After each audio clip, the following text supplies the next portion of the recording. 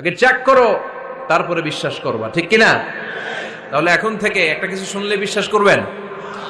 একজন এসে বলল, ভাইজান আপনার মেয়েরে দেখলাম আরেক ছেলের সাথে বাজারে ঘোরাফেরা করে, ওই রমনার বটমূলে দেখলাম আপনার মেয়ে আরেক ছেলেরে নিয়ে ফষ্টি নষ্টি করে, লোকের কথা বিশ্বাস করে বাসায় যে মেয়ের চুলের মধ্যে ধরে মাইর, আইজো মার কাইলো মাইর। এরকম হইতে পারে না? হয়তো ওই লোক আপনার মেয়ের মতো দেখতে আরেক মেয়েকে দেখছিল। এরকম হয় কিনা সমাজে? একজন এসে বললো, ভাই আপনি এখানে ভাবিরও তো দেখলাম ওই জায়গায় আরেক লোকের সাথে ঘোরাফেরা করতেছে, খবর রাখেন না বাসা? আপনি রেগে মেগে, ঘটনা কি? আমার খেয়ে আমার পরে আরেকজনের সাথে, যে এই বাড়িতে যে মায়ের কোনো কথা নেই। দেখবেন যে ছোট্ট মারামারি থেকে এই ঘটনা অনেক সময় বিচ্ছেদ বা ডিভোর্স পর্যন্ত গড়ায়, ঠিক কিনা? ওই যে শোনা কথায় কান দিচ্ছেন, ফাতাবাইয়ুন, আপনি চেক করেন নাই।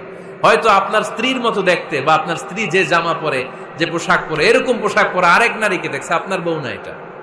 আপনার মেয়ের ব্যাপারে যে তথ্য দিয়েছে এটা সঠিক নয়, সে আপনার মেয়ের মতো আরেকটা মেয়েকে দেখেছে, এসে আপনার কাছে বলে দিছে, আপনি বিশ্বাস করছেন। ভেজাল আছে না নাই?